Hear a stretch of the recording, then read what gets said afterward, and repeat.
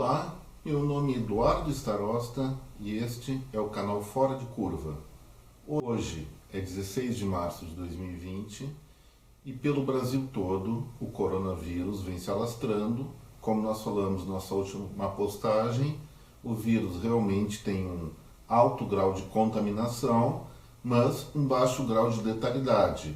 E é verdade que ele atinge especialmente as pessoas, vamos dizer, da melhor idade, como se diz, acima de 75 anos. Por exemplo, aqui em casa eu tenho uma jovem senhora que vai fazer 93 anos agora em abril, então ela está efetivamente num grupo de risco, apesar de ter uma imunidade, uma saúde muito boa.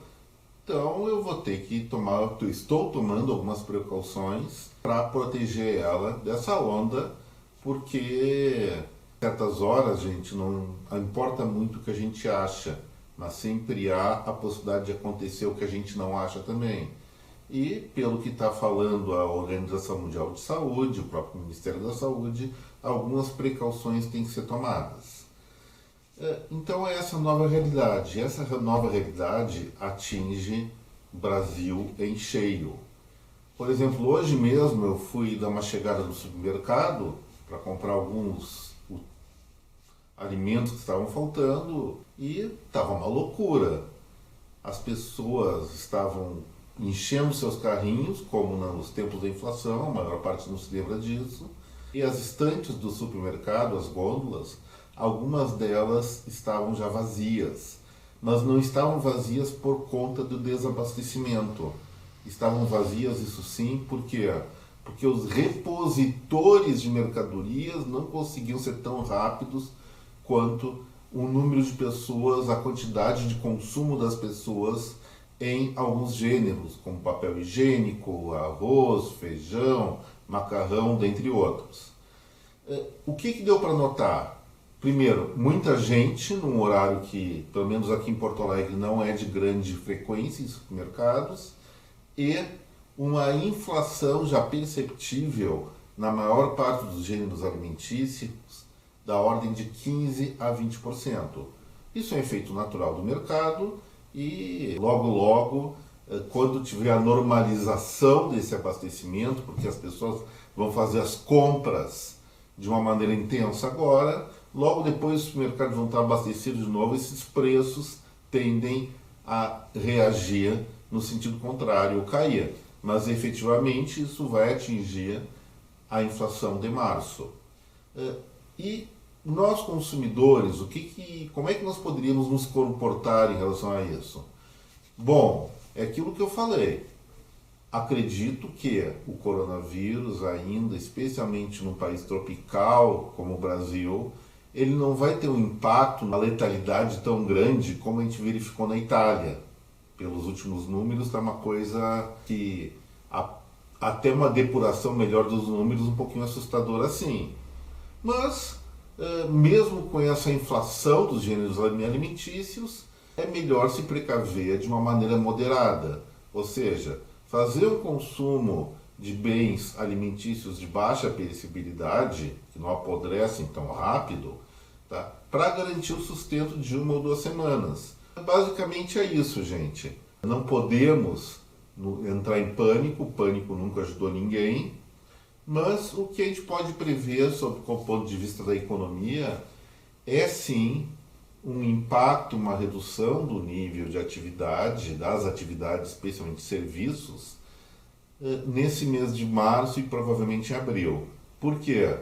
Porque o supermercado vai ter um salto nas vendas, eu aposto, porque as pessoas estão antecipando o consumo, mas outros segmentos como bares, restaurantes, lojas, isso aí tende a ter uma pequena ou uma moderada queda de movimento, especialmente nos grandes centros comerciais onde aglomera muita gente. Não é o lado bom disso, mas efetivamente, o que nós podemos falar?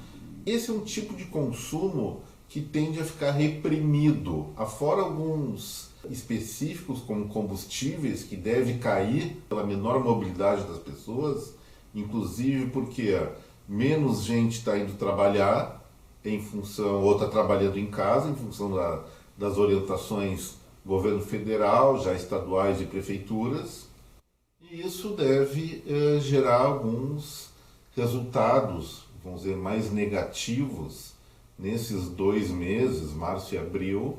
Vai ser uma pausa, uma retomada moderada do crescimento econômico, que nós vemos que a partir de maio ou junho já vai estar se revitalizando, ou seja, já vai haver uma retomada a partir do momento em que o impacto do coronavírus, primeiro, deixa de ser tão efetivo, como está acontecendo na China, daqui a pouco começa a acontecer na Itália. Em segundo lugar, porque o impacto psicológico do vírus nas pessoas vai se diluir, as pessoas vão começar a esquecer, especialmente quando a linha matemática de ascensão da contaminação começar a cair, que isso aí não deve demorar mais que 4 ou 5 semanas, talvez máximo 8 semanas. E tem coisas boas aí vendo. Todo mundo fala do problema. Tem gente procurando a solução para o coronavírus?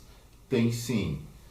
Falam em vacina, lógico que estão fazendo políticas de contenção, essa política de isolamento, que pode ser exagerada ou não, mas previne, se for bem feita. Não é como a gente viu em alguns municípios brasileiros, que as pessoas foram dispensadas do trabalho e aí foram se divertir na praia. Não é assim que se faz isolamento, muito antes pelo contrário. Mas falam muito em vacina, falam em outras medidas, em questão de disponibilização de UTIs para tratamentos graves da doença, que é uma coisa séria, e o Brasil, a saúde brasileira, não tem condições de atender de maneira eficaz um processo de pandemia. Mas tem um lado positivo. Qual é o lado positivo? Atualmente existem mais de 80 estudos com fármacos, que o fármaco é a base do produto farmacêutico, e esses 80 fármacos eles estão sendo testados contra o coronavírus com razoável sucesso. O mais promissor, pelo que eu andei lendo nas últimas horas, é um tal de, eu não vou decorar esses nomes, onde é que está? É a cloroquina, que é tradicionalmente usada para o combate à malária. Segundo uma reportagem da CNN, esse fármaco ele bloqueia a infecção, aumentando o pH para a fusão do vírus. Não sei o que se trata disso, mas enfim, inibe o vírus, a contaminação do vírus na célula. E acredito que, talvez por conta desses estudos medicamentosos, a cura do coronavírus vai aparecer até antes do que nós imaginamos, que estão dando um horizonte. Os mais pessimistas falam em 1 ano, os mais otimistas falam em 3, 4 meses. Mas, se um fármaco, se um remédio já existente fosse testado com sucesso, bom, isso aí aconteceu, por exemplo, lá na gripe A, quando descobriram o Tamiflu. Não fizeram tantos testes assim, porque é um fármaco, é um produto farmacêutico já testado e que não gera muitos efeitos colaterais no ser humano. No momento que se descobrir quais são os remédios que combatem esse coronavírus, já consolidados, a batalha vai estar vencida, se Deus quiser. Por hoje era isso. Espero que vocês tenham gostado dessa postagem. Se gostaram, deixe seu like. Se não gostaram, seu dislike. Só sem muito xingamento, como recebi alguns por conta da última postagem.